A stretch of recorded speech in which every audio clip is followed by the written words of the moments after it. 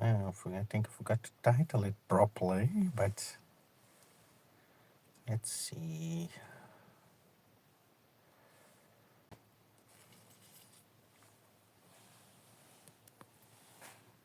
Oh, it's been a year and a half, but for life, everybody.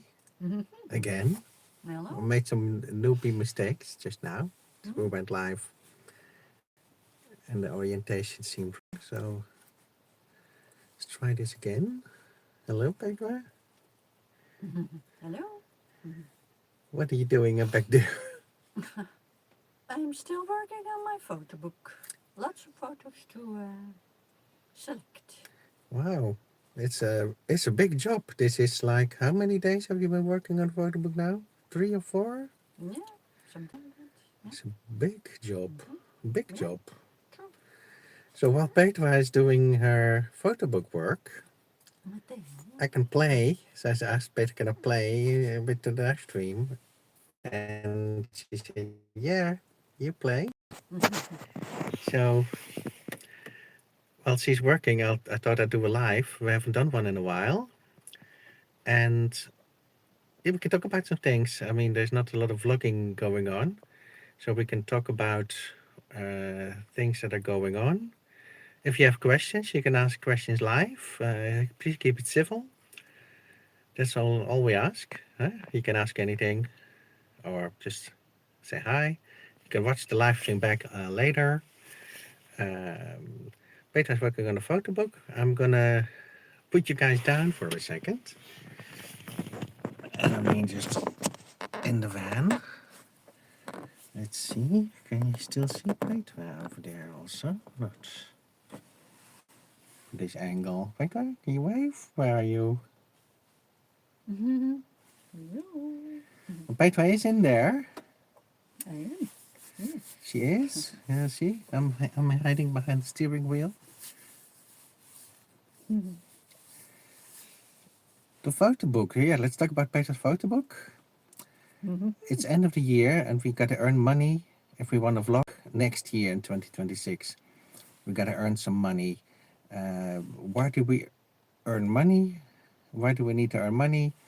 We got a couple of reasons. Well, money makes it possible for us to fuel up the van and go on trips and vlog about them. Ideally, we want to go to Portugal for the winter, before Christmas. That we can only do if we sell some ebooks. So that's why we're working on the photo book 2025. Petra is working on that, and she's behind me. And we just brought out, we dropped another ebook, in case you didn't know, which is a Snowbird's Guide. It's basically all the secret routes that we've been driving to Portugal. And we have 8 routes available. It's of great value, and we saw the first few sales coming in. Thank you guys for purchasing that book. Sales are still, I mean, to be fully honest, they are a bit disappointing. We had hoped after 10 years of van life that we had a bit more sales than we have currently. Just need a few more sales, and it gives us the budget for to continuation the vlogs in 2026. Our 10 years anniversary is coming up on January the 1st, 2026. Petra and I will be 10 years in the van life full time. We've seen many channels come and many channels go, but we're still doing it on the shoestring budget. That's a big kudos to ourselves, if I may say so. And also, the Dutch government doubles the road tax for campervans next year. That'll be fun. So we always been struggling to pay the road tax, but if it's being doubled next year, well, yeah, that could Mean that has serious consequences for us. I mean, we're not. I mean, well, every month that we pay the road tax, we're sort of happy that we pulled it off. But now they're going to double the road tax. Our income hasn't doubled. The sales have not going through the roof for all the ebooks. But that's basically all it needs. I mean, we got 12 ebooks in the web shop. We got the 13th coming. And we need a few people to collect all the books. And I looked at the sales analytics. Nobody in 10 years has ordered all the ebooks that we have currently in the web shop. We got 12. Nobody ordered all 12. Now they're $5 a piece, so 12 times €5 is 60 euros. Times that with 10 people only, then you got a budget for 600 euros. That puts you straight on the road to Portugal. We could be in Portugal before Christmas. Just takes 10 people to collect all the ebooks. Now the ebooks are a bonus that we create.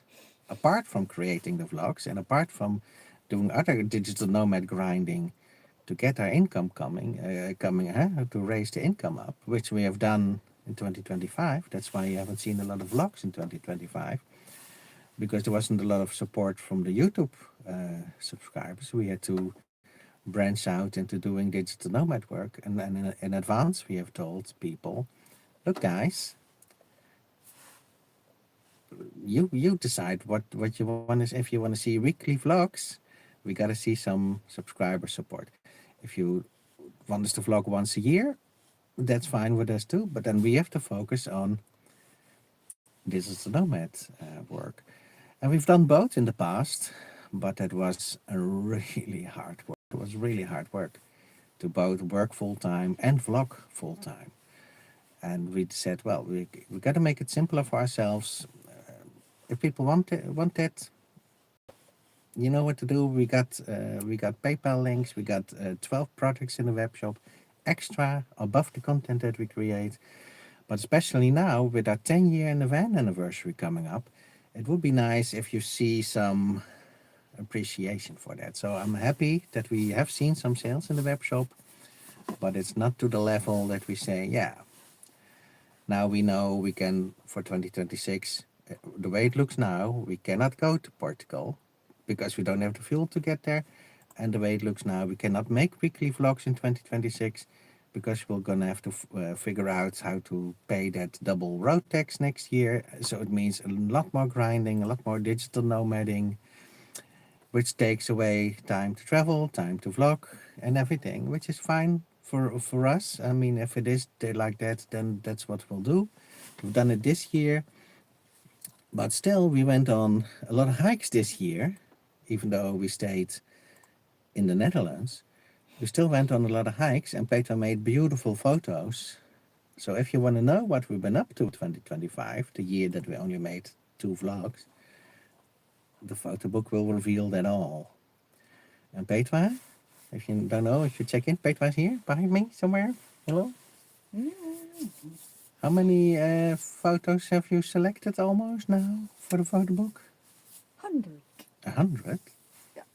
Wow. See, 100 photos. And that's the photos, she's going through all the folders, thousands of photos that she's created. She made more photos because we've been doing less vlogging.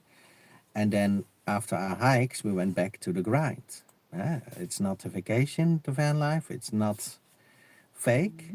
A lot of van lifers, they don't live full time in the van. They got houses, they got people helping them, friends, families, colleagues. We don't have all that. All we have is what we put out in content, which is the vlogs. It's the main content and the subscribers. And for many years that went well. And now you've been, after 10 years, you get a bit more reflective and you say, yeah, first 3 years were great fun because we explored the Netherlands and people were discovering us and appreciating that we're vlogging in English, which is not our native language, but it gives us the biggest room to grow. If I look at the most successful Dutch van life channels, none are at 10,000 subscribers because in the Netherlands, with only a few people in it and only less people speak Dutch, you cannot grow usually beyond 10,000 subscribers if you make a Dutch channel. So we always focused on an English channel. So we made sure, even though the English isn't perfect, everybody can follow along because most people speak English. So that was a choice that we made, which is awesome. John Bildnabot, hi both of you. Hope you're having a good day. Yes, good. Can you hear us well? Us, me mainly. Petra. Petra's over there. Yeah. Say hi to John. Hello, John. See? Oh, yeah, you could see Petra, I think. See her waving. So, I'm here, I'm playing, I'm talking to you guys, ranting, blabbing, and not scripted. Not scripted. This is me and my natural. If you let me loose, I'll just keep on talking. Now, another thing that we need to explain, because many people think that if you do van life, you're lazy. Some people think that you never work, that you only sit outside in the sun. I spoke about that briefly in the last video. Usually, if you vlog and share your life, that's difficult enough, especially if you have downs. And if there's ups, it's easy. Everybody likes positivity and everything going great. But there's also the days that things not are going great, and you have real life struggles. You got struggles with an unsupportive family. You got struggles with your mechanicals of the van, or people that you thought were friends and then turn out not to be friends. And you have to share everything, and we've shared everything loyally. But because you are transparent, people sometimes think, oh, let's get them when they're down. Let's slash the easy targets. Let's fire some more rockets at them. And that's not always fair, because you have to understand we are real people doing something real. We're not faking this. We're not getting, there's no companies behind us scripting what we experience. It's all real, and we can only spend our time once. So we've become a bit more protective of our time. A lot of time we wasted on people who were sort of not worthy of having our company. So now we've been more protective than ever, also because financially it's been tighter and tighter, and you cannot afford sit outside 8 hours with somebody, because that's 8 hours that you cannot earn income. Unless you do a vlog of 8 hours, that's different, of course, and this does create opportunities. But what I wanted to say was, in the beginning, you got away from John. Hello. In the when was it, Petra? When did we go in that illustrious road trip? Where? End of September. The fourth, the third, the second. I think it was the third. No, the one that we did a fundraiser a couple of years back. The one that we have to talk about. 24. Yeah, it must have been end of 23, I think. Yeah. We did a fundraiser to go to Portugal, to Snowbird. And we went in the Renault Master. And I think it was around December we got the funds together. Exact dates are in the ebook that we just dropped. But we got the funds together, and we said, we're going to vlog everything in exchange for the fuel donations. And off we went to Portugal. So we made a lot of vlogs going to Portugal. And we made a lot of vlogs coming back from Portugal. In 2024, that was the year that we broke down with the Renault Master. So, but in between, we didn't make a lot of vlogs. And we never really explained why. We never talked about that in great detail. And because there were a lot of vlogs of us going to Portugal and coming back from Portugal, people think that the time that you spent in Portugal, you spent being lazy, drinking, what is it, Mai Tais on the beach, getting a tan. And that was not the case. But we feel, I mean, Petra and I feel good about the vlogs that we made going there and coming back, but we don't feel good about that we didn't vlog a lot when we were in Portugal. And when we were vlogging in Portugal, we were only doing hiking videos. And not to say the hiking videos aren't amazing to watch, but we've sort of felt for the donations that we got that year that we didn't sort of produce all the vlogs that we could have while we were there. And people easily come then to the conclusion, oh yeah, that's because we're lazy, we got where we wanted to go, and then it's not longer important to vlog. Well, that was never the case. Right, Penguin? Mm, That was never the case. no. The reality is, we thought we were going to do a lot of vlogging when we were there. We brought a solar panel that we wanted to put on the roof. We had a new roof hatch that we wanted to put on the roof. There were hundreds of mechanical jobs, from brake line repairs, oil changes, cam belt replacements, alternator replacements, doing yeah, like I said, the brakes and the brake fluids. We did. We thought we're going to do a lot of jobs and film it, and then you can see how do you install a solar panel. And then I was happy about showing that. I was happy about showing that because we wanted to show you guys all the projects that we've been doing on the Renault Master. The problem was that the person helping us do the jobs, because we don't have the knowledge ourselves, but we had an English couple, and the man said, I'm a retired mechanic, I can help you do all these things. And that was great, but when I sort of came camera in hand, I said, well, let's start, let's do the job. I'll film everything for the viewers because YouTube is our livelihood, and we made a promise to the donators that we would make a lot of jobs fixing things. The English couple, and we were parked next to each other, told us, we value our privacy, we do not want to be in your vlogs. Now that created for me and Petra a big conundrum, because YouTube is our livelihood. Our English friends say, hey, we want to help you with your jobs that you need done, but we don't want you to film us.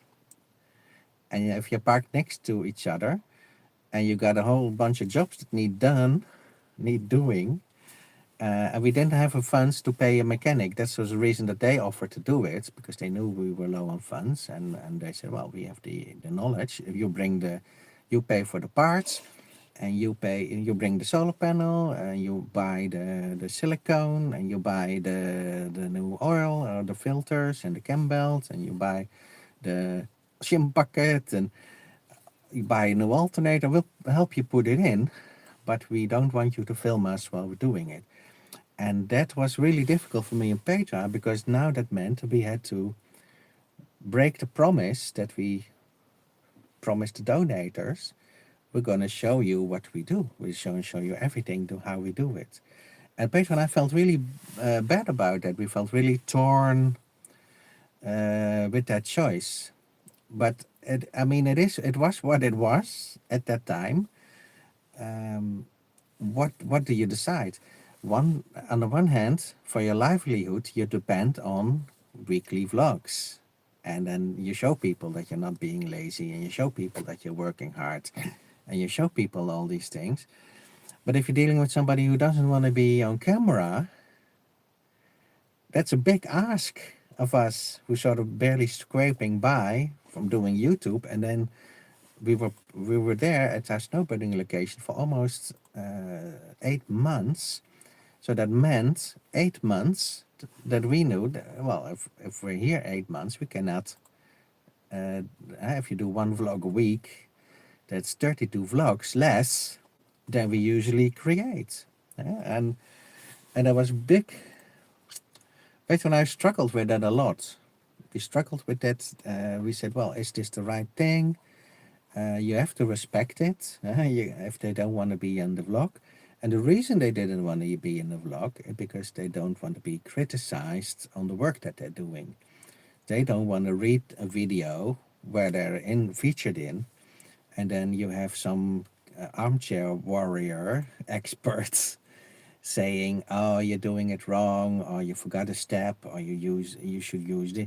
I mean, you know how that goes. Look at any do-it-yourself video. For all the people who say this is helpful, there's always just as many people say they criticize it and they say you're doing it wrong.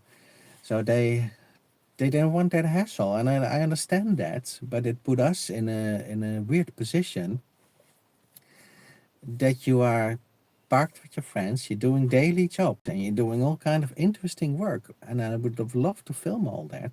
It would have taken a lot of work to film all that, because then the guy would have to explain what he was going to do, what he was doing while he was doing it, and I could film it all. Takes more time to, but I was ready to do all that, but they were not ready to be on camera.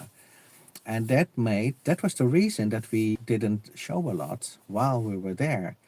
And the only times I could vlog the van and the van life around the snowboarding location that we were at was when they went on a trip, or when they went shopping, or when they went away with with a motorbike, when they were on a motorbike. Then we could show a little. So then we were like, okay, we got an hour. Let's get vlogging. So it was really awkward for us. And then we go hiking, and people say, "Oh, all you make is hike videos. I want to see the van life stuff. I want to see what you were up to." So we're not lazy. That's what I want to say. We were working always, but you had. It mean the deck or the cards that you were given is, you want the work done. We wanted the solar panel. We brought it because we wanted it on the van, on the other van. Now we don't have it anymore. But so we now say, was it worth all that? Like making 32 less vlogs. What did I say? 8 weeks, 32 less vlogs. So that means 32 times less chance of growing your channel, of income, of getting more support or more sales on the ebooks. So that was really difficult, and we struggled with that, and we said, was that the right decision to say to somebody, yeah, okay, we'll make the sacrifice, we'll stop vlogging while we were next to each other in Portugal. We'll give that up. We'll give up our livelihood that we invested 10 years of our life in. We give that up for you in exchange for you spending a few minutes per day or an hour a day doing jobs with us. It's difficult. We tried vlogging when they were around, but they didn't respect it enough to say, "Oh, I'll keep my mouth shut," or "I'll make sure I'm not in the view." So it's always when you started to vlog, they would sort of walk in or started talking to us while we were doing. So it was really uncomfortable. That was really uncomfortable for us, and it is something.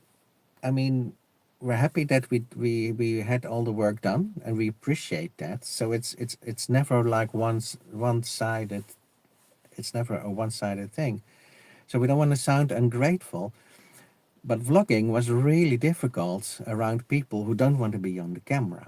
And other years that we were in Portugal, because we went a lot of times, the first year, I don't know if we have people from the beginning.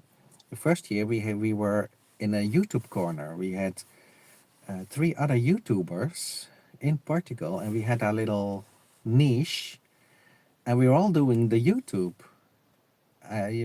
That's our first snowboarding trip.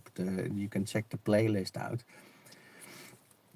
French YouTubers, Amber and Chrissa and John, and we also had a YouTuber from Germany, Leaf. We were all doing the YouTube thing in our corner. So every time you walk around the van with your camera, they are happy to be in it because you're plugging each other's channels, and you could show much more of the life around what was going around on the campsite. We show you the market and the bread woman and the vegetable man, and we did interviews with each other. We interviewed Amber and Chrissa. The interview was up there on the channel. We interviewed John. It's one of our best watched interviews because he was really popular in the French van life scene, and they were too. So that was a completely different experience, because then you're not dealing with people who constantly say, "Oh, I don't want to be on the camera," and we never explained that properly. And I mean, in a live stream, when I'm blarping, I can blarp it out. I can say, "Look, that was the reason that there was sort of an hiatus of 32 vlogs missing from us arriving in Portugal and leaving from Portugal, even though when eventually the English friends left a bit earlier than we did, and then Peter and I had sort of an explosion of vlogs. We went into overdrive, so then we could vlog how we do laundry, how we wash the van. We showed you around the campsite. We could show you the toilet building and the shower building. I could show you the dump. So we made the videos. Eventually, I made sure that I made them. So I do feel that I made good on the promise from all the donations that we got. And we got the journey there and the journey back. But it wasn't what you expected of us and what we normally produce because of that reason. And Peter and I have talked about it recently, and we said it might have been the wrong decision. It might have been the wrong decision for us to say, then we'll stop vlogging. If you park to somebody who doesn't want to be on film, you say, you know what, then we're going to park across the field so we can do our own thing. And we didn't. And that's the big sacrifice that we made. And you can wonder, was that too big of a sacrifice? Because your livelihood depends on it. So that was that was a struggle for us. That was a big one. But on the other hand, if half your engine is in the trailer of your friends, you cannot sort of say, But yeah, I do want to go vlogging. Was when they say, well, then you fix your own van. What are you going to do? You cannot say, oh yeah, we're going to pack up and leave, because sort of half the engine was still in bits, and they stored it in the trailer so it wouldn't get wet, or so you couldn't really say, hey, this is what's going on. We got to do some vlogs. We got to make some money, and that's it's difficult. It's much easier to say, hey, let's go to the mechanic. Tell them we need filters changed, or we do it ourselves. We learned a little bit, so some we can change, some we cannot change. Some jobs you can do, some jobs you still can't do. But if you pay a mechanic, you bring the van, you entertain yourselves in the nearby town, or you go, you wait, and end of the day you come back and pick up the van. You pay the bill, and you got your freedom. You can make all the vlogs you want. Maybe you still can't film the work that the mechanic does, but you can still vlog around it. You can always make sure, is what we do all the other times. We always make sure we park somewhere where we can vlog and where we can show you around. So that's the same thing. If Petra and I travel, we show you much more when we arrive at a spot. We go hiking, we show you the campsite around. But we also traveled with the same English couple from the Netherlands to Portugal, and they didn't want to be filmed then either. So that reduced what we could show in the vlog. And then people say, hey, you arrive at the site and then the vlog stops. And it's almost like we were too lazy to film the rest. But the reality was we couldn't, because they would have been in it all the time, because you traveled together. So that's another concession that you make, and that what we learned from that now is that we say, well, we're never going to travel with anybody who doesn't want to be on the vlog ever again, because we're undermining our own livelihood if we do so. So while we were struggling with all that, yeah, I think there's not been a day that we have sat outside in the sun and baked and relaxed. We've been always doing jobs, and when one job was done, we were moved on to the next. And it's a shame that we couldn't film a lot of them at some point. I don't know, we filmed that. Petra was repainting the license plates, the letters and the line. It was really fun stuff. We had a great time doing the jobs. But as it often goes on YouTube, if you don't show it, it doesn't exist, or it doesn't happen. So that's what's going on with that. Let's just see if there's any chats that I'm in. No, we're good. We're good, I think. Let's see. Yeah. Anyway, let's check in with Petra. How's it going with selecting? It's going. Yeah, let's show you. Petra is here. Are we over? We might be, yes. So I know it sounds whiny. That's not why we're saying it. We're saying it as sort of an explanation. And it's been on our. I mean, it's been. Are you guys good? Petra, can you still see you? I mean, it's been on our weighing on us, and we felt the need to clarify this. I know it's not obligatory. I mean, we're already more open and transparent than most van lifers are. But that's been weighing on us, and we wanted an opportunity to clarify why there were not so many Portugal vlogs as we would have wanted to make. And as we promised. Yeah. And as we promised, in exchange for the donations. I mean, it would have been different if we could have traveled there on our own dime. But if you're going on a subscriber's dime and then don't upload 32 more videos, like weekly videos, uh, yeah, you can't upload 32 hikes. You can do a couple of hikes, but you cannot do 32. And if you never filmed the camper spot, then people start asking why you're never filming the camper spot. So this is the reason. This is the reason. And there's also the reason that we're not going with this van back to the same spot with the same couple, because that would mean that we cannot film all the projects that need doing on this van. Even though on one hand you say, hey, it would have been great to have the help from the English couple again with jobs for this van, we cannot afford to not make vlogs. If we're doing that, if we're going to Portugal, that's the time when you have to shine with your vlogs. That's when you have to create the most content and not the least content. You don't want to create more content when you're stationary than when you're sort of internationally going. So if you look at the most vlogs we made was in the years that we were by ourselves and we could do the most things. And even though it would have been wonderful because we got a whole list of jobs that need fixing on this van,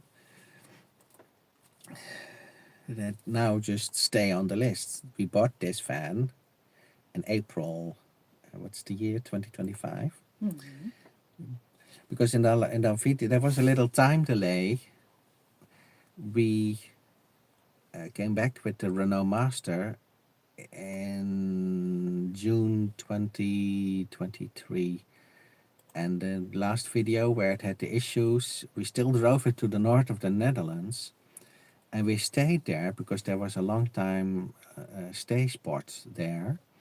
And we stayed there throughout all the winter. And then there was from the council out, of the Dutch council said, well, we're going to shut this spot down in April 2025. So we stayed there from June 2024 till April 2025.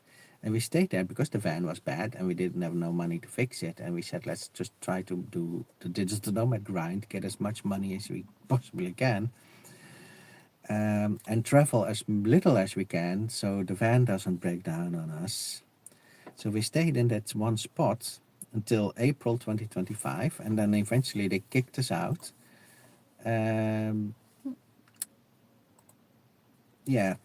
Kicked us out, and then we broke down because we had to move, and we didn't have enough saved yet. Even though we were grinding a lot, and we didn't make a lot of content because of that. But we were grinding a lot, and we were trying to save up for a road tax-free camper van, meaning a van older than 40 years.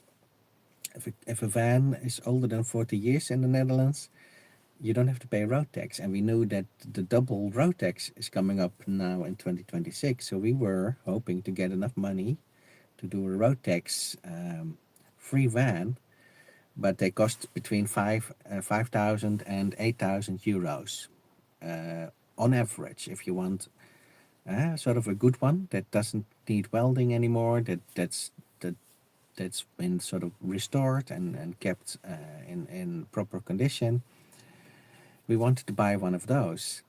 But because we broke down in April, which was sort of too soon for us, budget-wise, we had to spend everything that we saved up, and we saved up until like 3,500 euros. And then we were forced to decide, are we going to spend the 3,500 euros that we have saved up on the Renault Master and fixing that one? Or are we going to spend it on something else that gets us a few months further along? We didn't have a lot of choice in that time, and because we broke down, and because you don't not support your friends and your family, that was another thing that I probably didn't explain properly in the video when everything was going down. When we broke down, and you live in the van, we dragged the van, literally dragged it to a campsite in the north of the Netherlands. It was a free motorhome parking, and we got the van there, and it was really stressful to get it there because I had to pull in a couple of times off the motorway because the van was making all kind of metallic noises, screeching noises. It felt like the wheel was coming off. But I did manage to drive it there, and that was stressful enough. And at the end, the last part of the bit, the brakes didn't even work anymore, so that was even more stressful because we drove into a big city where the motorhome stop was. But I said to Peter, if we reach that, then we can stay there for a bit longer. And that's where we stayed a couple of weeks while we were looking for other vans. But because nobody from your friends or family said, hey, you know what? You pick out a couple of suitable vans, and we'll come over a day and we'll drive you around. Makes it much easier for you to go look at other motorhomes. There was none of that. Nobody said, well, we'll come there, we'll spend a day together, going to look with you, we'll drive you here, drive you there, so you can look at a few vans in the area, and then you can buy your next one. That was not the case. So while we were stranded there, because I couldn't drive the Renault Master anymore, I could only look for 3,500 euros public transport distance, which is sort of an hour. This is sort of where you are. You get like this, what's it called? Where you make the circles with in English? This tool that you draw a circle of like 5 to 10 kilometers or 20 kilometers near where you're stranded. You fill in your amount, 3,500 euros. Doesn't get you a lot of van. Radius? A radius, yeah. We had a radius of like a public transport distance. And then you have to make sure that you don't have to go 3 buses and 2 trains to get there, because that's also what you have to go back, and you pay a lot on public transport. It's expensive in the Netherlands. And there was no vans for a lot of days. There was no vans available at all. There's many vans available a bit further away, but nobody offered us a ride. Nobody said, well, we'll come, we'll help you.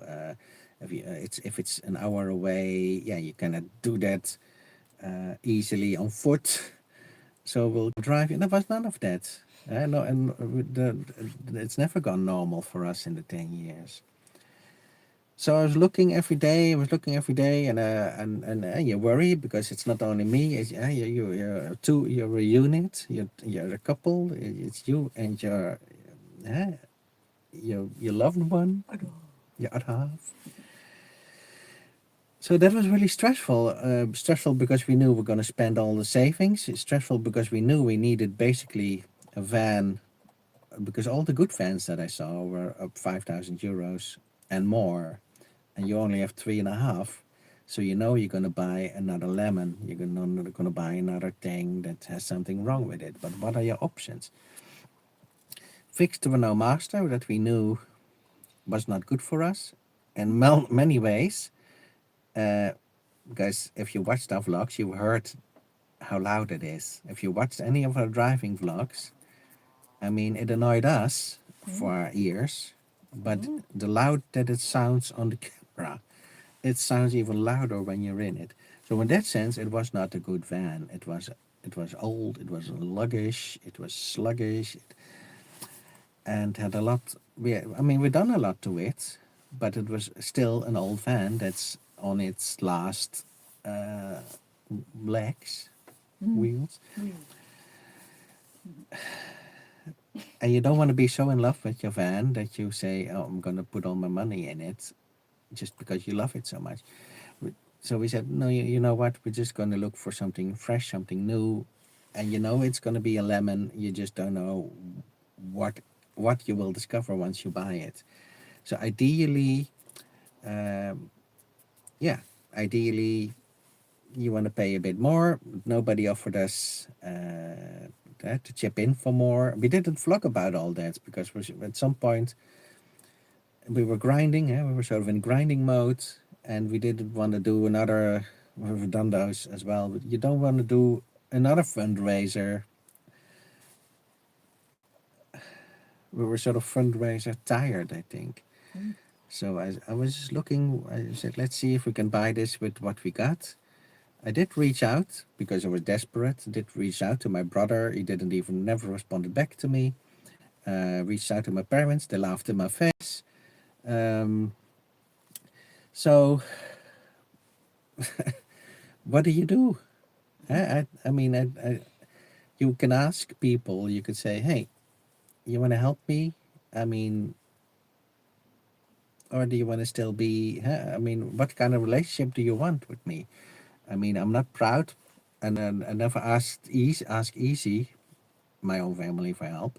I know they can afford it because they inherit a shitload of money, but they just stubborn. They say, "Well, if you don't do what we want, we're not helping you." So they rather that we crash and die in an old van that's got issues than that they help. So that just so that they can say, "See, it was a bad idea that they did the van life." That's what it is. It's sad. So I said to them, "Look, what kind of relationship do you want with me um, for the next 10 years?" They didn't get to see us in the first 10 years. I said, "What kind of relationship do you want with us in the next 10 years?" And their answer was none. If you want a relationship, you go, you say, "Look, at the beginning we were against it. Now we see what you're doing. You changed our minds, and now we're fully helping." Now that never happened. My brother still has to call me back. It's almost a year ago. Still hasn't called me back. And yeah, my parents, they just get nasty. They shout at you. They don't treat you with respect. They don't listen to what you say. They just see oh, you're on the phone. Oh, let's shout at you on the phone. Call me all kind of crazy. Call Peter all kind of crazy. Then they throw up the phone. That's not a build. That's not a relationship. A relationship is with mutual respect, where you listen to each other, listen to and try to put yourself in the position of the other person. You don't say, "Oh, you're asking for money. Now I can unleash on you. Now I can unload all my frustration on you." That's not how it goes. So even though we knew it was a bad idea to try it. I mean, when you're desperate, you try desperate things. So it looked like we had to spend the 3,500, and that was it. Even though we knew we were going to get a lemon, and we knew it probably meant not going to Portugal. We were both ready for having another van. We were both ready for, yes, a new one. Because we had the Renault Master for 3 years. Edward Kaczynski, good morning from South Carolina, America. It's good to see you this morning. Let me have coffee with you. Yes. Yep. Let me show you Petra. Petra is here.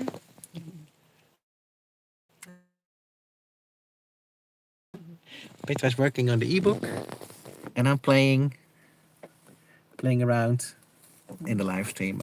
Mainly, I'm just blabbing. I'm blarping. I'm unleashed. Petra is not there to stop me. Well, she is there, but I'm unleashed. So I'm just going stream of consciousness. I'm just blarping out what comes out. So we had a radius to find this Volkswagen. I saw it. I looked at it, and my first thought was, nah. But that's the same thought that I had with the Renault Master when I saw it the first time. I thought, nah, pass. And I also had it with the Peugeot Boxer when I saw it the first time. I thought, pass.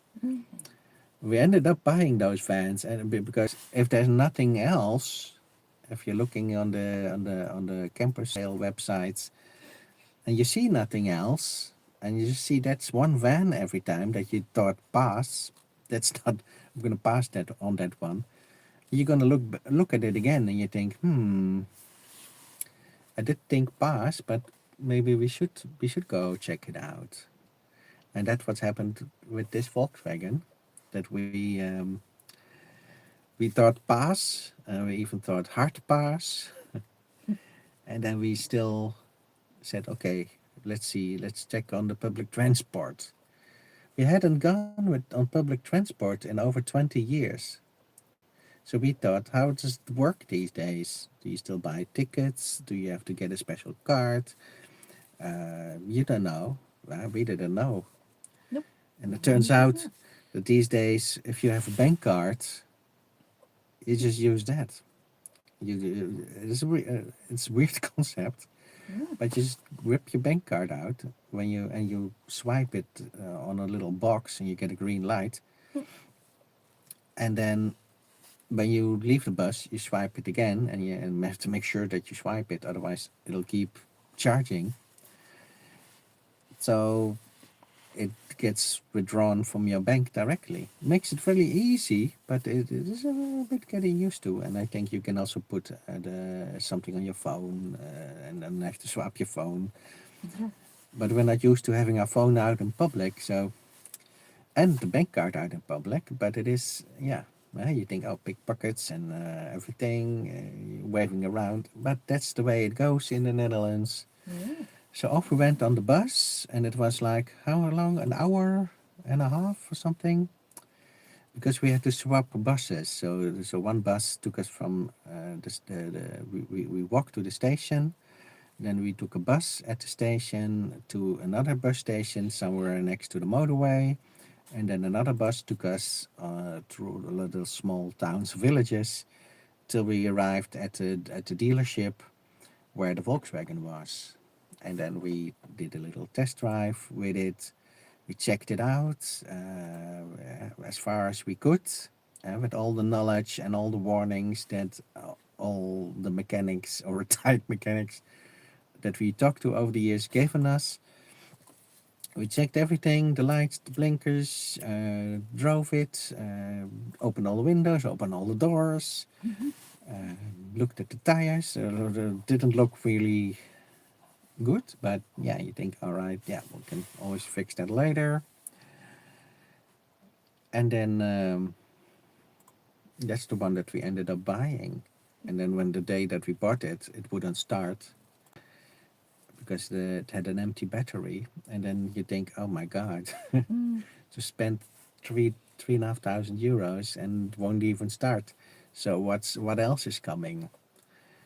And that's a scary moment. But on the other hand, it has held well until now. It's been good to us. One of the biggest differences with the Renault Master, there's two that spring to mind. One, it's not as loud. The engine is quieter. Petra and I can actually have a conversation, which is awesome. We can have a conversation. And it even means that you can film while you're driving again. And I mean, you guys know how loud it was in the Renault Master. So we don't miss. In that sense, we never missed it once. Also, fueling up in the Renault Master was really complex because it would shut off all the time. Yeah. John says my internet keeps dropping out. I'm getting behind. No worries. You can always watch it back. When you filled up the Renault Master and you press the pistol in, it would shut off because the fuel line had a sort of a 90-degree bend in it. So it would always cut off the fuel, and you had to sort of drip it in. You drip the fuel in, so it took you like 20 minutes to fill it up. And then by 20 minutes later, you have 20 cars behind you that all think, why is this van lifer not moving along? So that was really stressful. And then we always bought spare fuel canisters, filled those up, and then at the campsite we filled up the fuel canister into the tank so you wouldn't hold up the line at the fuel stations. So fueling up was never pleasant, but in this Volkswagen you can just put the pistol in, you press the pistol and it fills up in seconds. Much nicer, makes it much easier. You don't have to stress about every time you see that the fuel is low. In the Renault Master I was like, oh my god, here we go again.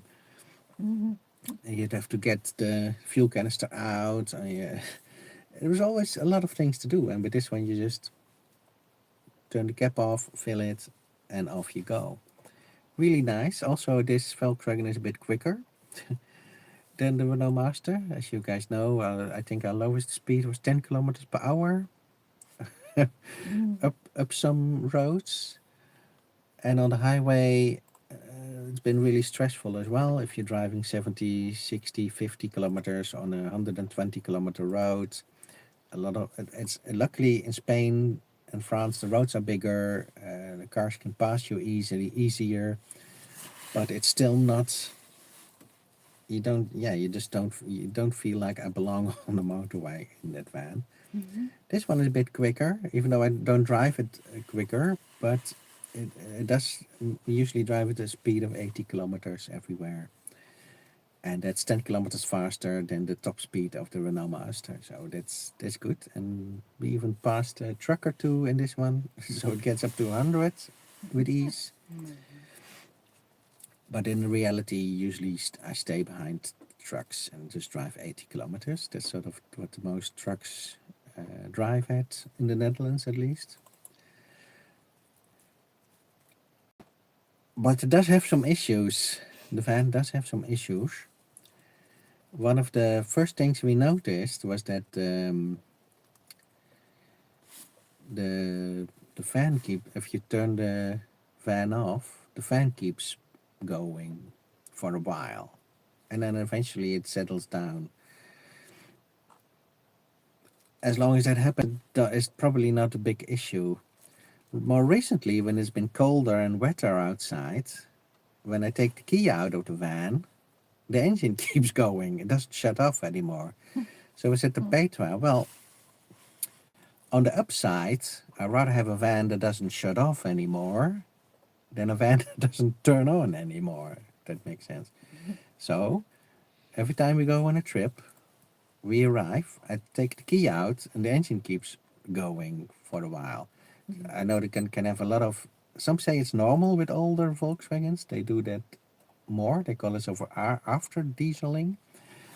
Others say it could be dirt, dirt that's been accumulated in the lines or somewhere that it needs a good, that you have to drive it at maximum speed on the motorway so to blow it clean. And also, I don't know, it could be, you don't know what's been done to it, of course, so you don't know. But that happened with the Renault Master as well, and then it was an electrical problem. So we made an off switch, like this big red switch in the Renault Master. You could sort of switch everything off so the battery wouldn't drain. This one doesn't have that, so I just have to stall it. When it doesn't shut off, I have to stall it. So put it in fifth gear. We had to Google that, of course, how to stall the van. Put it in neutral. Put the brake. Keep one foot on the brake. put it in fifth gear, let the clutch come, and let it stall, and then it shut off. Not ideal. It's probably telling me that bigger issues might be in the near future. But it's only been doing it after a lot of cold and after a lot of rain, and we didn't have those. Basically, we had it through the summer. The fan running after you turn off your car seems to be normal. There is a song telling you that under the hood. Yeah, yeah. I mean, the fan that could be normal. I don't know if the engine without the key in is normal. There are a lot of YouTube videos on how to fix things, but yeah, I haven't been that brave yet. Also, oh yeah, where are you located now? What are your plans? Yeah, we'll get to that. Another thing that's been happening since the van has been wet, besides from that the engine doesn't shut off anymore if you take the key out, is the blinkers don't work anymore half of the time. In the beginning they did, but now they sort of stopped doing it, and it could be corrosion on the contacts, corrosion on the contacts of the blinkers, and sometimes you have to replace the blinker unit entirely. And I've seen some videos of people taking the steering wheel off and then taking the blinkers off, cleaning them. Sometimes that fixes, but it's there's a lot of tiny, whiny bits also in there. And I just haven't been brave enough to take the steering wheel off and the blinkers off to clean them. But it's difficult if you drive a van and the blinkers don't work. It can create dangerous situations because people cannot see if you're turning left or turning right. Normally those issues wouldn't be a thing, but if you're on van life on the cheap, uh, you know that even for a small repair, you pay easily a couple of $100 and today's mechanics. So we've been postponing that as well, as long as they sometimes work. But eventually it'll be that they'll stop working completely. So it also seems to be related, and I don't know if that's also a Volkswagen thing. I saw somewhere on forums that if you turn the lights on, it sometimes can cause the engine to keep going after you turn the lights off. Some people on forums they write about that somehow the lights and the engine are connected. I didn't never drove with the lights on in the summer, but now it gets dark at 2 or 3 o'clock. You turn the lights on, and since I turned the lights on, the engine has not been shutting off by itself anymore. And then we had another issue with the wipers. That sometimes when it rains, the wipers don't work. Sometimes they do, but not all the time. Sometimes they do come on with a big delay, so there's probably some issue with it as well. And at some point we had only one wiper were still working, and then we fixed that ourselves with a little clamp, because the arm of the wiper under the engine, there's this arm that makes the wipers move, and it became there's a sort of a ball joint, and the arm came off the ball joint, so we put it back on the ball joint with a clamp, and that's been holding it together. So far so good, but we haven't driven a lot in the rain yet, because now when it rains you try to avoid driving, because you don't want to end up driving with a broken or wiper that sort of stops working while it's raining. But now the better weather the weather is getting better, so it will probably rain more. So that'll be interesting how the van survives the winter, because it looks like we're going to have to spend the winter in the Netherlands, because we cannot really drive south with the issues that it currently has. Also, the back tires, they're pretty bad. At over the 10 years old. And we just had new tires. We bought new tires for the Renault Master, but they are 1 inch bigger than this Volkswagen, so we couldn't swap the tires over. And yeah, they sort of have dry cracks in them because this Volkswagen has been standing for over a year still without moving before we bought it. It has some dry cracks in, and we showed it to a tire. We went to a tire place, and they said, "Yeah, don't go, don't go snowboarding with those tires. Probably good as long as you stay in the Netherlands, but if you go take it like on a 3,000 kilometer trip, don't go snowboarding with those tires. And you always have to replace at minimum 2 tires, so you're looking at €200 minimum at least. And if you would go now snowboarding, because it's December and you drive through France, you'll need snow socks. Well, we had snow socks on the Renault Master, but they're the wrong size for this van. Or you need all-season tires, and they're more expensive than summer tires. So then you risk if you have snowy conditions, and we had snowy conditions in the Renault Master, but you should, to be legally on the road in France, you need at least 4 all-season tires. Let's see if we can see the chat. I hope somehow you will go to Portugal. Yeah, we hope so too. And on the other hand, this Volkswagen is 31 years old. Let's see. Okay, yeah, it's 31 years old. Petra's over there, you know. No.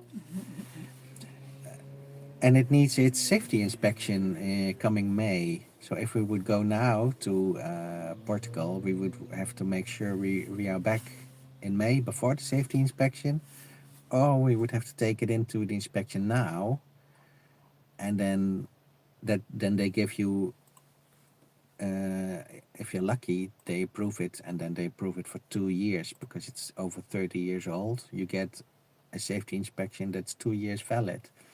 So it would make more sense to take it to an inspection before we leave. But knowing that there are a few issues, you know you're going to spend a couple of €100 on fixing the blinkers, making sure the engine shuts off when you take the key out, have them look at the blinkers, and then maybe all the other things that they find. Maybe they don't find a lot, but because it was only €3,500 and it's been driving well, and the seller did say you might have some welding jobs that need doing on the Volkswagen to get it through the next inspection. And we know that welding is never good if you are living in the van, because the welding, that's the most difficult job. They usually can't do it in a day if it's a lot of welding. And finding a welder who can tell you exactly what it's going to cost is also difficult, because usually they say it's going to cost at least this, but if we find a bit more when we're stripping the van to weld it, it could slap another €1,000 on the price. So, in somewhere in the back of our minds, we're already thinking, what if it doesn't pass the inspection? What are we going to do then? So that's another reason that we're sort of waiting to have the jobs done on the van, because you have to sort of know what did we buy by taking it to the inspection, which you could do now, but we're still very low on funds. So we were saying, let's spend all our time getting a bit more funds up. That's one of the reasons that we're doing the ebooks now. That's what Petra's doing in the background. If we sell a bunch of those, then we can go to the inspection and see and hear the verdict, right? How's it going over there? It's going. There's a lot of photos, huh? Yeah, indeed.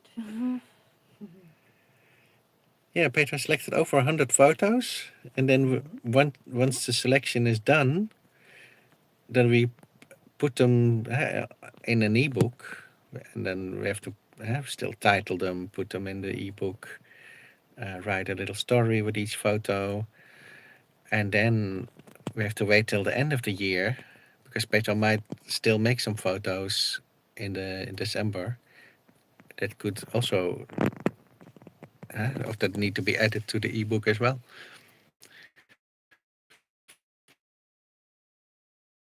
So it's a lot of work, and we don't know if we're going to sell a lot of copies, but it still has to be done for consistency. Yeah? And Yeah. I mean, you've been working on it all year, so yeah. Let's see if Petra work. Let's see. Can you guys still see something? The sun is a bit. Is this all right?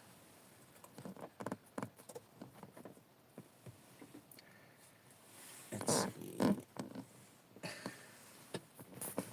Let's try to position you guys a bit better. It was over there. And I'm just playing. Yeah, I wish I could just start the van and go, because this van has been the best van that we had. That drives like a car. I mean, we actually had a car. So, the Renault, I forgot about that. But this one, this Volkswagen drives perfectly. It's in a way, it's the best van to take on many travels, and we drive it as a car also, because you take it and you go somewhere. And surprisingly, even though it's small, we don't we don't have a lot of stuff. So we have, what do we have? The biggest, less is more. Yeah, I mean, we got some clothes for the summer, some clothes for the winter. We got some shoes. We got some books and papers. We got a laptop, a phone, and we got the little Goal Zero power bank, and we got a standalone solar panel.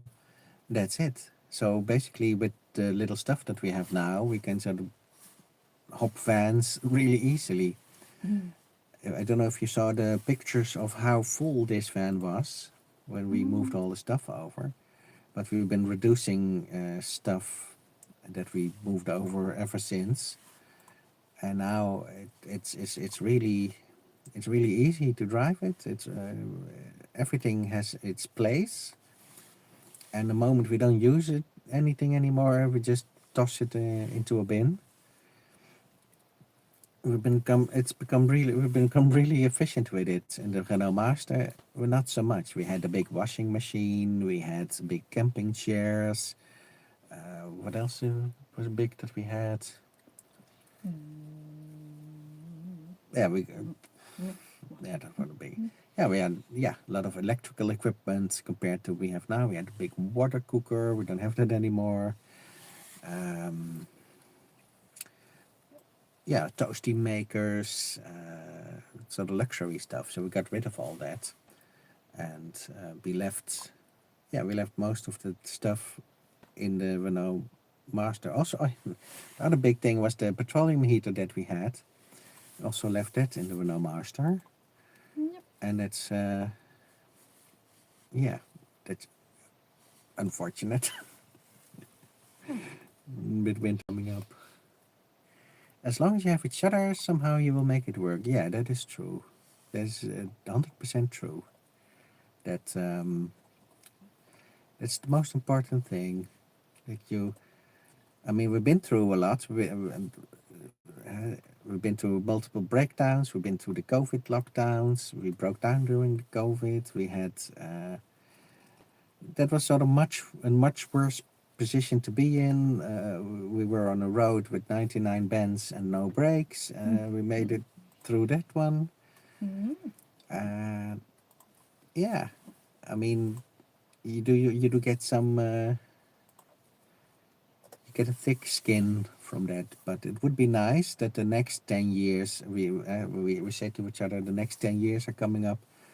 it would be nice if we had a bit more to spend and if we didn't have to worry every month like how we're gonna get to the next month. But that's why one reason we're putting out the ebooks, and we're putting out more vlogs again on YouTube, getting everything organized, sort of ready for success, ready for the next 10. And we'll just see what it will be. I mean, we don't know. It's hopefully it's going to be good, and hopefully it's going to be great, and we can get to do weekly vlogs again. It would be nice to do them. Sort of miss doing the weekly vlogs, but we also don't just want to do weekly talkie vlogs like this one. I mean, it's great for a live stream, but not so much for a vlog. I was with you throughout all of it. You're always put to the test. Yeah, definitely. Yeah, there's been a lot of tests, and indeed many people would have probably given up by now.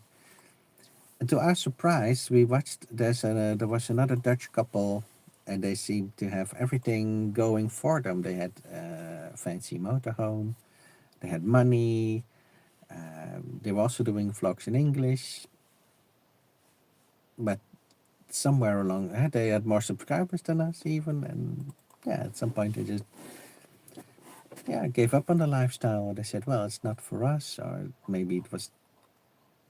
Because if you start and you get everything sort of handed to you, then you don't build up that. Then you're not used to any setbacks. But if you have a lot of setbacks, then it's like just another day with a setback. Yeah, it doesn't affect you as much as in if you have never had one setback. Some people are just a setback because it's cold outside and they cannot deal with the cold, and they say, "Oh, I'm quitting van life just because of that." And there's been a lot of channels on van life since we started. We've seen a lot of new channels come, and most they do pretty well. Most do pretty well. But in our own little niche, like of Dutch van lifers, I was looking the other day. I didn't find many anymore. It's still there's many people living in the vans, but no, not so much people sharing on YouTube about it. Some they just do Instagram, but then it's sort of the fake. You can see the fakeness sort of dripping off it. Some people they just post things in Facebook groups, but then your post gets a bit lost on the forums. So we prefer to do YouTube. As you know, we tried some other platforms just to see if that would fit us better. And now we decided let's keep it simple, put everything back into one channel and to deal with what comes. Going to another platform shortly was a good experience. It made sure that most people moved on from us that were leaving a lot of negative comments. So now it's been more quiet than ever. So that was a brilliant strategy, even though unintentional. You have different platform, different camera angles, and you complement each other. Make me smile. Well, thank you, Edward. Yeah, I mean, we did change. I think we changed a lot over the 10 years. If you reflect back a bit, in the beginning, we had no clue. We were just doing ourselves. You had less than 100 subscribers, and you're just doing a lot. We had a lot of fun the first years. So we also spent a lot of times making the videos. We had better equipment, so we could do more with special effects and intros and add tickets in and add. We had a green screen, so we could do. We had a video where we met ourselves from the future. So we did a lot of fun stuff like that in the earlier videos, and then they switched a bit to a lot of, as you know, a lot of long driving videos. it's really nice too. I know it's also it can seem a bit yeah, it's less variation than otherwise.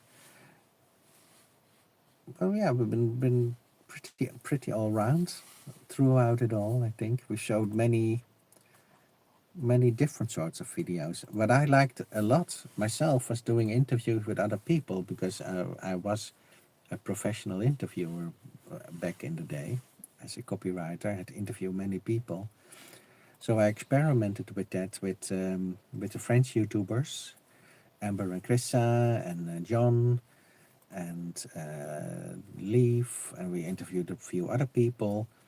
Um, and I was hoping that those interviews would sort of go a bit viral or create a lot of demand with our audience of, hey, I want to see more interviews, do more interviews. And even now, a lot of times in Portugal, I met such interesting people that I thought, oh, I really want to interview them. But there wasn't really, I did never saw a special need for people that they were told me like were interested in more interviews. So I didn't, because it's a big, it takes it takes a lot to set it up. Huh? You have to get the people, ask them to permission, and say, "Oh, let's do it this, then, and then you think, well, if there's no interest in it, why should go through all the effort? And because many people just like to see us, and they skip the video where we talk with somebody else. But I still think those interviews were pretty good. I really like them. We might do them again at some point because never say never. I also like to do the collaboration videos with other YouTubers. And we met in Portugal. We met another YouTube couple. It was just I like it before, like it now. You are all natural. Like going shopping, laundromat, even making your meals. Yeah.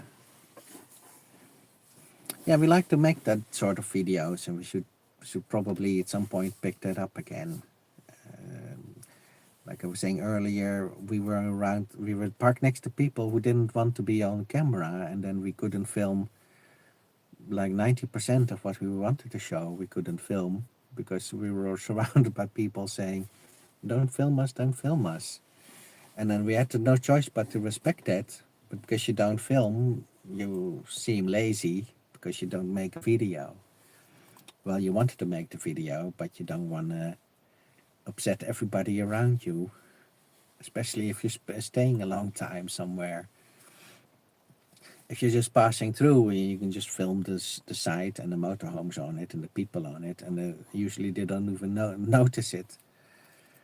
But if you're sort of parked next to each other and with specific instructions, you're living the life I would never want to live. I don't like to travel. I don't like surprises. Well, the interesting thing is if you parked somewhere really long, it sort of feels like your new home base for a while. So when we were in Portugal, it sort of starts feeling like this is your place. And up in the Netherlands, there was a similar place. Like you're one of the regulars there. Everybody knows you. Everybody comes to talk to you. Um, and you meet some new people, but you meet a lot of like-minded people. And when you're there a lot, you don't have the need to travel around so much. You don't want to travel every day. But once you do, you get into the travel every day, then you don't want to stay 2 nights in the same place. It is also interesting that you experience both.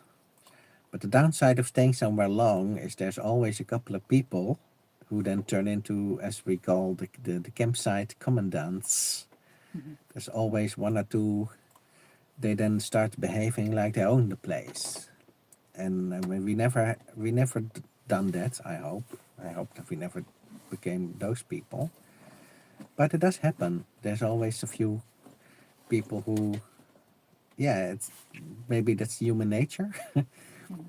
Put together a group, somebody will be the leader, and he decides what the rest can or cannot do. And when that happens, that's usually the time for us to leave. I don't like adventure. I'm very boring. Well, we liked your fishing. We like to go fishing with you the other day. We liked that. That was not boring at all. Not to us, at least, because it's a new experience. No. Oh, this paintbrush briefly. How's it going? It's going. Yeah, also this live show, I was just ranting and ranting along because I haven't done one in a long time, and Petra just gave me free reign.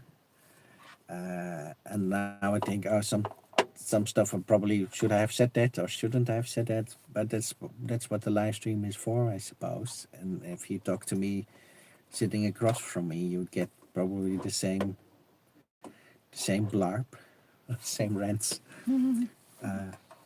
that you're getting now. But it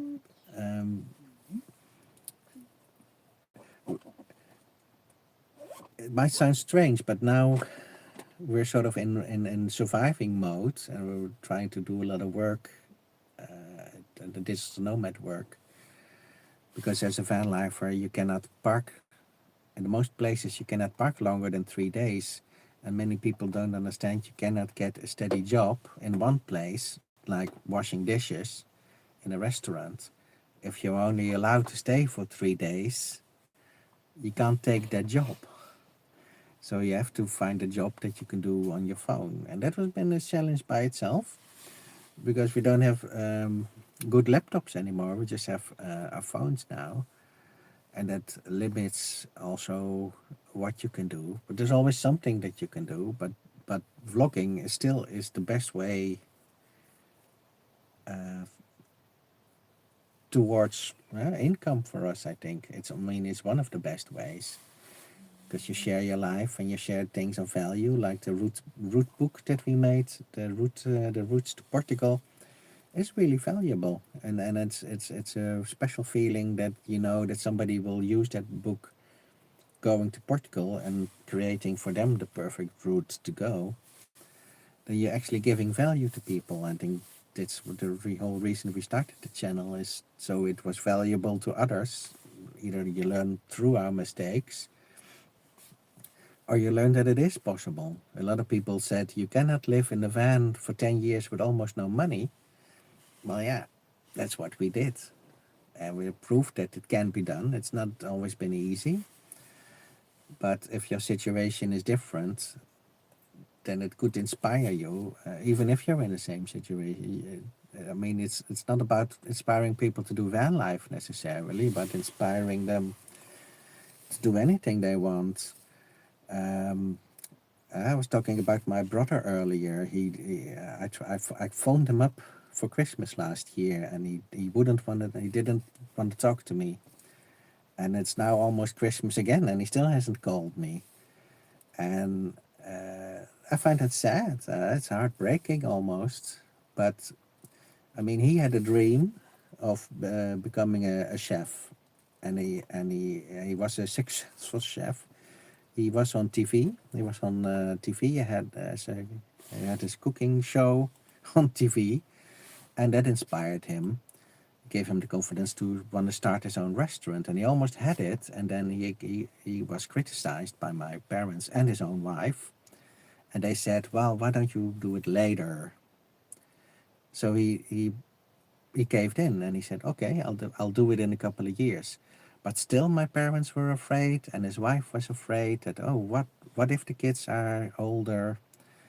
And he still wants to start his restaurant. So then they started filling his mind with ideas of, you know what, it would be better if you wouldn't be a chef at all. So they went from, why don't you wait a couple of years to start your restaurant, to, why don't you branch out in another opportunity, stop being a chef completely, to comfort them in the ease of mind that he wouldn't never, if you're not a chef anymore, then you're not will never have a restaurant of your own. So they talked him out of being a chef. So he quit being a chef. So he quit his passion. He quit what he was doing, and he hasn't been happy since. And nowadays, He sells, I don't know if I should say this, paintwear? Mm, I, There's the, what is it called? When people go to a, you might not believe that the people are envious of you and your freedom, how much free time you have. Yeah, that is true. And especially, Edward, the most of the time it's your closest friends and family who don't want you to succeed because they're envious and jealous about you. With my brother, it could have gone two ways. He could have said, you know what, I stopped my dream. I want you to do your dream. Because I stopped mine, I want you to do your dream. I stopped my dream, I'm going to fully all in on supporting you. I don't want to be two brothers with broken dreams. But the other side is you can say, well, I didn't get my dream, you cannot have your dream. And I think that's one of the reasons he never called me back, because there was never sort of a fight or anything. It's just like, I think he can psychologically or emotionally cannot deal with me doing what I want to do, and he wanted to do the same, but he didn't. But it's never too late. Eh? I mean, you don't lose. Being a chef is like riding a bike, I suppose. You can still do it. You can still be inspired to do it today. It's never. It's not too late. If you can wake up in the morning, you can say, "Hey, I don't like my life. I can do something else." Or you can say, "Well, I'm happy with what I'm doing now." I don't think he's happy with what he's doing now. I'll probably not say what he is doing now because it's really embarrassing for him. I think.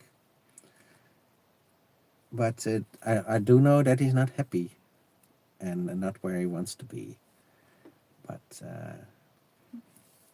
but yeah, I mean, we got different lives. I mean, many families they have their issues. My parents, I warned them about getting the vax, the poison shots, and they didn't listen to me. Of course, that's one of the times I reached out. I said, "Be careful. I don't think those are good for you." And they shut me down. Of course, I was the how dare I claim all what I said, and they were proudly saying, "Look, I got 50 boosters in one arm, and 60 in the other." And then 2 weeks later, my mom had a stroke. My dad had almost lost his leg because he had hundreds of blood clots in his leg. And they, instead of saying, "Hey, Patrick, maybe you did have a point," they said, "Oh, no, that's unrelated.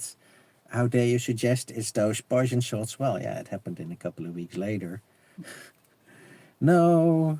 So they're sort of in denial and they don't want me to be right, even if I am, or maybe I'm not, but that's not. The point was, even though they were not supportive, I tried to warn them because I wanted to say, hey, I still care that you're healthy. I don't wish evil upon you. But did not appreciate that at all. My brother had his kids vaccinated. His oldest son suddenly got unexplainable headaches. I said, well, have you asked the doctors? Could it be related to, Patrick, you with your crazy conspiracy, you lost it. I said, well, I'm just trying to use logic, but even there they cannot admit that at all. So yeah, I mean, everything. It's sad because they're older, they're sicker. They're both also mid-70s at the moment. And I said to Petra, I have seen them maybe once or twice in the last 10 years. And I reached out recently and I said, hey, how do you want the next 10 years to look? I'm willing to do an effort from my part. I'm willing to say, oh, let's, maybe we can talk about something, but only if we can talk with each other as reasonable old adults. I say, you don't shout at the mailman when he delivers a package. You don't shout at the waiter in a restaurant. I don't want to be shouted at when I'm talking to you guys and explaining something. And they responded by shouting at me and throwing the phone. And they actually said, well, we got to watch Josh Verstappen. He's a Formula One driver. He was more important than their own son, me, van lifer. They wanted to watch the Formula One. And that was more important. We were just in the middle of this heavy conversation. They said, "Yeah, I want to watch Formula One." I said, "Well, if that's more important to you, then that's the answer. Then how the next 10 years are gonna be." So that's sad. It doesn't bother me much anymore. But in a live stream, I like to bring it up from time to time. But it's they say every house has a cross to bear. So is that the I think saying? so. So we just focus on, because that's another thing when you're doing the van life, you appreciate how precious time is. How precious time is. And like I said, we spent some of our time with people who were not really worth our time. And you also have less need for other people when you're doing the van life. Even though you meet a lot of people, you can sort of limit your time with them. If you're on a campsite, you have a pleasant chat with somebody, and then you go do your own thing again. So you still have your conversations, which are very nice, but you don't necessarily say, "Well, I'm gonna get my chairs out and gonna sit 8 hours with these people, listening only to their stories, while they're not curious about me and Petra." And we've done a lot of that in the past, and now we say, "Well, that enough of that. That's not what we're about. We have to do. We rather go on hikes, and we rather make a vlog and show you, like you say, how we eat, how we do groceries, how we fuel up in this van. We still want to do the van tour of this Volkswagen while we still have it. And now the after season, we usually on spots by ourselves. It's the best time to do that. It's the best time to do a van life tour, even though it's a bit cold outside at the moment. But we also have to protect ourselves from not wanting to make too many vlogs while we still have to grind and get our income outside of the vlogs. Ideally, we would sort of live off the vlogs. And we were there almost a couple of years back, but it all dwindled down. So now you have to do other things. And yeah, that is what it is. So 2026 will be interesting. I'm sure that we'll keep making vlogs. And ideally it would be weekly, but I don't know. I don't think we're there yet. But we'll have to see. We're going to put everything all the effort now in promoting our ebooks again, because there's one time a year that we can work on it and promote it. And like I said, we have 12 books in the web shop. Petra has a 13th in the making. They're all $5 a piece, so 12 times 5 is 60 euros. If 10 people buy it, all the ebooks, then you have 600 euros travel budget. Doesn't seem like a lot, but imagine if we grow by a factor 10 and you have 100 people buying it, then you have sort of 6,000 worth of value in your web shop. Just in the positive scenario that if we grow the channel, but didn't grow a lot in the last 10 years, I'm not really positive or optimistic that we'll get a 10x boost in subscribers. But you're laying the groundwork now by making the ebooks and adding the value besides from the vlogs as an extra on top of the vlogs. You hope that it will one day will pay off, but on the other hand, you think like this painter Van Gogh. I think he sold 1 or 2 paintings in his life, and he stayed poor. And now his paintings are priceless. So we everything we make is sort of for the future, and hopefully we're still around. If there's a 10x in subscribers or if there's a 10x in sales, that'll put us on the it gives us enough money for the whole year.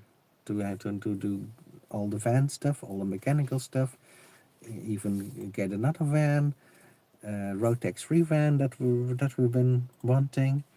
So we had a couple of vans in the past. The first Mercedes was from '83, as you remember our intro.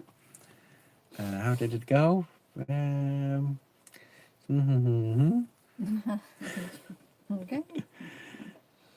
We used to have a house left to the mouse bolt, an old RV called Penelope. She's in 1983. That van would have been road tax free by now if it had survived if we had welding done to it. It would have been road tax free, so it would mean that life would become much cheaper for us, because the road tax in the Netherlands is one of the most expensive road taxes in all of Europe and all over the world. We pay, even for this little van, we pay 180 euros every 3 months. So that's 60 euros per month. And I think in Spain, if we bought a van in Spain, you'd only pay 60 euros for the whole year on road tax. So we're like 10 times more, but we're also a smaller country than Spain. So, but we pay, because of that, we pay an immense amount more. And those 60 euros from next 2026 on, that's coming, it will be 120 euros. They're going to double the road tax for all motorhomes. They double it. They just double it. And we don't know how we're going to pay that. Hopefully we'll sell a lot of ebooks. But that means 120 euros per month. So that's times 10, that's 1200. Plus 2 extra months, 1440 euros out of the top of my head. Next year we have to pay almost 1500 euros of road tax on this Volkswagen, and it's not even a big motorhome. While if you get a road tax free vehicle, you don't pay any road tax, but you do have to you have the maintenance on the van.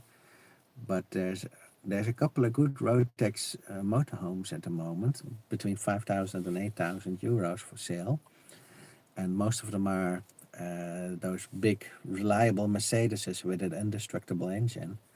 I think it's the it's one of the engines. They never break. I mean, the van might break before that the engine breaks. So a lot of full-timers, they have these road tax-free Mercedeses, and they're pretty beautiful. Even the one that we had, if we could get another one like that, which didn't need the welding, that's always the reason we couldn't keep them. Then you're looking in buying a van between 5,000 and 8,000 euros, and for us, that's still in this 10 years, first decade of van life, that was still out of reach. And maybe in the next decade we'll get there. As soon as we get there and we lose and we no longer have to spend that much money on road tax, guess where that money will go? It will go directly into the YouTube channel. That means you have more money for travel, you have more money for parts.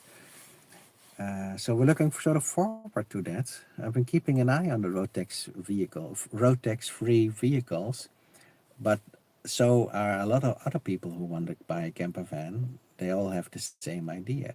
There's a lot of camper vans for sale, more than ever now, and cheaper than ever, because most people don't want to pay the double road tax next year.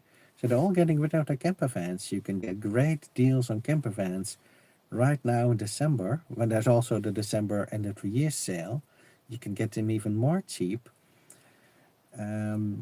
So a lot of people are looking for those road tax-free motorhomes. That's why they're priced between 5,000 and 8,000 euros at the moment. Yeah, and priced higher, of course. They go up to 30,000, 40,000 euros. But to get sort of a basic one, then you're looking between those amounts. And with this van, this costs only 3,500. It'll be road tax free in 9 years from now. So that means that we still have to pay 9 times €1,500 on this van if we would keep it until it gets road tax free. And yeah, so usually it needs so much welding before that time, because these Volkswagens also are known to rust. It needs so much welding that we probably have to get rid of it just because we can't afford the welder. And then you just look for the next one with a couple of months of we always gone from the van that drags you through the next few months, or maybe a year or 2 or 3. In that sense, the Renault Master has been good to us because we had a lot of help getting it, keeping it going. But it also was bound to need some welding eventually. And this one, it's not different. There's a lot of these Volkswagens for sale, and there's luckily a lot of YouTube videos also about them, on how to do. Many things are really simple on this van, like replacing the bulbs. So that's good. I've been looking, reading up a lot on the Volkswagen YouTube channels, watching almost all the videos of how to do things, how to replace things. And even then, it's, yeah, you always think in the back of your mind, if it ain't broke, don't try to fix it, because you might create more problems. Yes. At least don't try it without any backup park next to you sort of situation. But I've seen the English guy that did a lot for us. He took everything off like it was the most normal thing in the world. The dash out, the dash back, the steering wheel back on and off. If you're used to doing it, you don't think about it twice. And if something happens, like, oh, can't get that bolt off, then you know how to get it off. You have an idea how to do it. Well, for us, it would be, oh, I got 9 bolts off. I just need that last one. Oh, it doesn't come off. What do I do next? Yeah, you go back to YouTube. You go back to Google. Eventually, you figure it out. But yeah, some things is best left to experts. And then, if you don't know what you're doing, we met a guy in Portugal. He said, "Yeah, I just replaced my own brakes." I said, "Oh, how do you know how to do it?" "Oh, I watched one YouTube video." And yeah, the confidence to do it. And I gotta respect that. Did he do it correctly? I don't know. I haven't seen him in a while, but it doesn't mean that it cannot work if you watch, especially on older vans. It's all pretty straightforward. It's just the idea of doing it and touching a brake. Sometimes it's, yeah.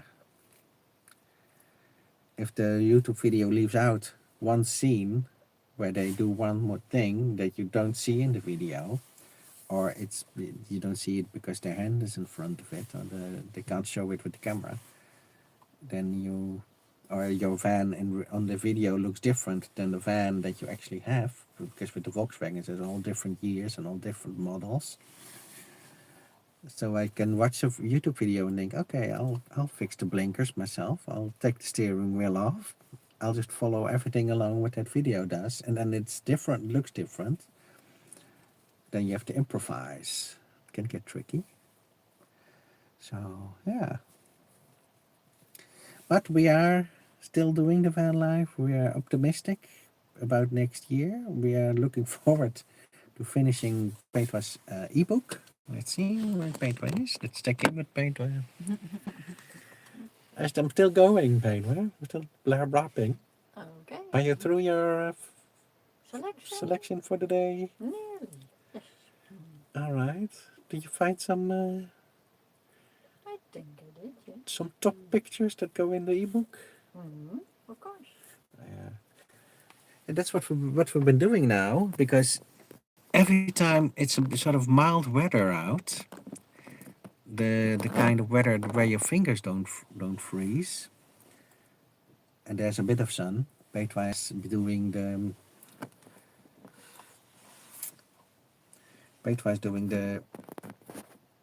selection, because it's really, what's really difficult is doing work on the computer with your fingers frozen. I mean, it doesn't sound like a big deal, but it's, you really need warm hands when you're doing computer stuff. And when you until now, it's, what is it, December? We don't have a heater, so we haven't turned it on because we don't have any. And so far, so good. Yeah, but it is a simple life. And these days are then precious. Oftentimes in the evening, when your fingers start to freeze and your toes starts to freeze, that tells you it's time to go under the blankets. So we're going to bed very early these days, because as soon as your toes freeze, then you want to go to bed also. You're back into the natural rhythm. And that's what we liked of being in Portugal always, that you go back into the rhythm of, um, as soon as it gets dark, it gets cold, and then you also go to bed, and then the next day you're up early, and you have your coffee, and then you see the sun come out, and everything warms up, and as soon as it's warm enough, you open your doors and you go outside. It's really nice. And now we haven't been to our regular snowboarding location now for 2 years, and sometimes I just think about all the people that we met there, that we had a connection with, and many of them are retired and also in their 70s and 80s, and even some in their 90s. And then you think, I hope I see them again someday. Um, we sent a message to one of our an Irish friends, an Irish photographer. He he was on his way to go to the snowboarding location, and we said, well, we're not sure that we can see you this year. And he said, well, I broke down with my van. He just went from Ireland with a ferry to Spain. He broke down in Spain. He said none of the garages wanted to help him. I think he went to 5 or 6, 5 or 6 garages, and they all didn't want to touch his van. So he had to go had to tow it on the ferry, and you have to pay the ferryman again, and that's expensive. That's a couple of $100 to go back to have it fixed in Ireland. So he's probably not going, and he's in his 80s. If you're watching, hello. But an interesting character. I was saying earlier, there's some people I would like to interview for the vlog, and he's definitely one of them, because he had a great life. He was a photographer and a videographer for the BBC for some years. Yeah, he did with that guy. What's his name? Atkinson. Attison. Attenborough. Yeah, he was the cameraman for David Attenborough. He worked on a lot of Hollywood movies, oftentimes uncredited, like Jaws. He was on Jaws, and he was on Convoy, I think, where he worked on. Had a crush on, what's her name in Convoy? What's the actress? Ah, I always know it, but when you're on a live stream, he said she was more beautiful in real life. Nah, I can't go. The name doesn't. I know the name. You guys probably know the name if you watch Convoy with Chris Christopherson and that woman who drives in the car passes him. Google it. Yeah, and yeah, he's done a ton of things, and he's a photographer. He's well known, but he's also an eccentric character. I'd love to do a sort of an interview session with him, and it could be like an interview series about it, like with 80 years of experience. doing different things. He had different phases in his life. The interviewer in me, or the copywriter in me, or in this case, yeah, the vlogger in me, he thinks, oh, that's a great story. But if we don't go for 2 years, and he might not go this year, and you don't know how if people's health stays well enough that you still have a chance to meet them the next time.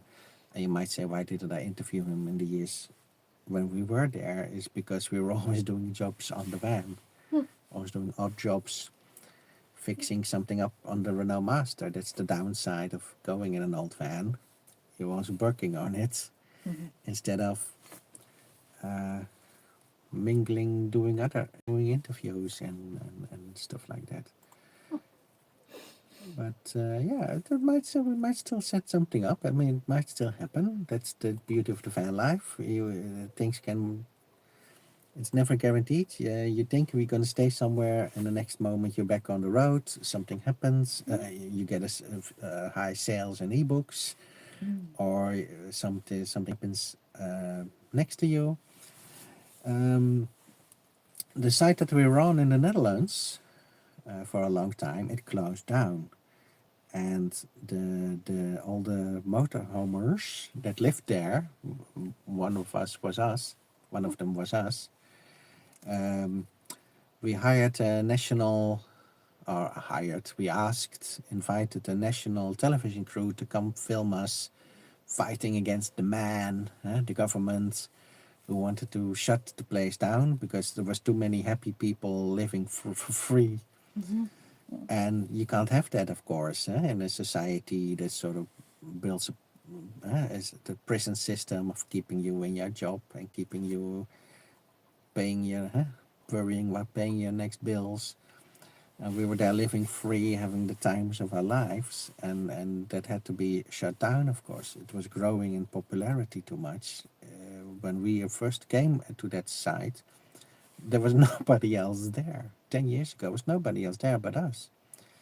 And a few years later, there was a couple of people there, and now last year it was full to the max. And the television crew came, and it's on Dutch television network too. It's a documentary called Nomadland, and we shared the link a couple of times. Some people have seen it already, but we were interviewed, and they interviewed many people. They had many interviews, and they were surprised how open we were. They filmed us a long time, but they didn't show a lot. My battery's almost empty. They didn't, so I have to finish this up. They didn't show a lot. What we did say, you never know what they're gonna put in. A lot of value that I said that I hoped they put in, which they didn't, and things that I hoped they didn't put in, they put in. But they also filmed a lot of people who said, "Oh, I agreed to the interview," and then later they withdrew their permission for the broadcast. Because they were sort of afraid, because there's still a taboo on van life, and they think, oh, maybe my income is in jeopardy now if people find out that I live in a van. If you get funds from the government, maybe they were scared for that. Maybe they were scared people that they know that don't know about it would see. I don't know, but it ended up just me and Peter being in the documentary, and a couple other people. But they spent like 3, 4, 5 days filming, and eventually all the good stories didn't get put in, because people say we don't. We regret the interview. We don't want to give permission to officially to use the material. And that's the same thing that we struggled with when we were in Portugal. When you're standing next to people who say we don't want to be in the videos, that limited us so much that Petra and I now decided we can't do that anymore. We can't be next to people who don't respect us being vloggers. And we met another vlogging couple in Portugal, and normally I would have wanted to go straight for the collaborations, and we didn't do that. But that's another story. Story for another live stream. but it was a bigger channel than us, and one of them that I had hoped to meet. And we did it. We did set up an interview. We did. It went a bit weird. I don't know if I should say who it was. It went a bit weird because we agreed. Well, I mean, we had some bad experiences with collaborations also. That with when we collabed with Dutch channels. Your battery was. Yeah, my battery is flashing. We were collabing with Dutch channels, and then we got a lot of Dutch haters. So we were a bit more careful. And this was an English channel, and I thought, oh, we can use sort of the collaboration, so we can get some subscribers from them. But we were a bit on our guard, and then at some point, he and I, the guys, we clicked, we talked, we convinced. Yeah, I don't know if we fully convinced our girlfriends. I convinced Petra, but I don't think he convinced his girlfriend. So we set up the appointment. Let's shoot this afternoon. And then it didn't happen. They didn't come over. He said, "I'll come over to you." And he didn't. He never showed. So he probably didn't get permission from his girlfriend. I put them in one of the vlogs really shortly, but and I think I even said in the vlog who it was. So if you're a really loyal viewer, you'll probably be able to figure out who it was. But that was sort of it's a lifetime opportunity because they travel all over the world, and then you meet in that one campsite on that one day, and then you don't know if you're going to get another opportunity. But anyway, let's see. The battery is flashing. Oh, how many percent? Can I see that? 18%. Wow. Let's check in with Petra. Yes, Petra, how did I do? They let me roam free while you were doing. You're not even done, huh? And you're only selling for the ebook for $5, and you've been working on it now nonstop for 4 days, 5 days, 4.5, and that's just selecting the pictures. That's not counting all the hours in the year that we've been on hikes, so Peter could take the pictures. And we're only asking €5 when the photo book is done. And the year isn't over yet, so. And we got more photo books. It might be. But now you see, I've been blabbing going on for 2 hours non-stop straight, like a diesel. But Petra's been doing non-stop selecting all the time, and that's how much work it takes. It's a lot of work to do it on an old laptop, and you're sitting on a Indeed. on a stepping stool, not even a good chair. So you'll probably have a sore hinterwork, a wooden bum, yes. But it's a pleasure to make the ebooks, and it would be nice to see some people buying the ebook when it comes out, but also collecting all the ones that we already created, because that really helps us out. We're back on YouTube. We're ready to do weekly vlogs, and the best way to show it is by either subscribing. Half of you are still not subscribed. Then you don't miss also our updates. If you turn on the bell notification, it's fully free, completely free. And in case you haven't noticed, we turned off monetization a long time ago. And so you shouldn't see as many ads during the videos because they were not working. We don't get enough views to get a good AdSense income out of it. So it's only annoying for you to watch the vlogs if it's like constantly filled with ads. And we said, well, we might turn them on at some point if we 10x in subscribers, if we get over 5,000 or 10,000 subscribers, we might turn it back on in the future. But for now, you can watch it ad-free. And subscribing, because it doesn't cost you anything, it just means you get notified when we upload. If you turn on the bell, you get also notified when we post on the community page on YouTube. That's all it is. And if you say, hey, I don't care about ebooks, just throw us some money for some rolls of duct tape with the PayPal link. If we see that, we can do much more for you do much more live streams. We can do regular live streams, not once a year. We can do weekly vlogs again and focus less on our digital nomad work. I mean, we're happy that we did so much digital nomad work, but it was not good for you guys because you don't see us at all. Then you just think, oh, why are there 2 videos in the year? Because we're doing other things. But if we earn a bit more with the van life and the vlogs, we can keep you regularly posted. And now, when this video is done, it's back to the grind. For us, it's back to making income because we know we got that the double tax coming up 2026. Going from 60 euros road tax to 120 euros road tax. Thank you very much, Dutch government. That's not cool. Yeah, we knew it was coming, but yeah, something you say, well, we'll worry about that next year, but it's pretty soon now. Let's check in with Pete. We're crossing the 2-hour live stream mark. All right. Wow. So I blabbed for 2 hours. I know a lot of topics that I said I wouldn't bring up, I brought them up. Is there anything else you want to bring up? No, I don't. You're working, huh? I'm working. Focusing, yeah. Focusing. All right, thank you if you watched. And you remember you can watch back all our live streams. Just give YouTube a bit of time to process it, and then YouTube the live stream will be added. I'll add it to the playlist for 2025. Gives us a bit more content to 2 videos. That was a bit embarrassingly little.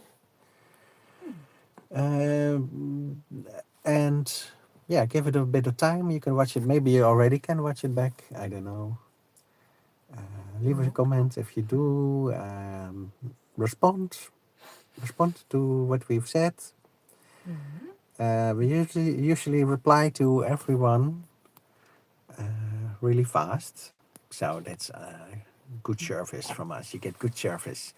Many of the van lifers don't reply at all or never. But we always, we always do it professionally. We always respond if there's a nice comment. If they're not so nice, then you might not get a reply. You might get a ban. But so far it's been quiet.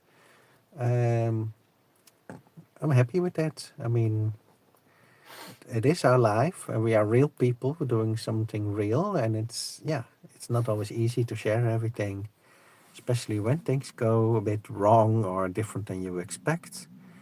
But we're real, the real deal, and yeah, you might not like us, and you can unsubscribe. But if you do like us, I hope you show us some appreciation.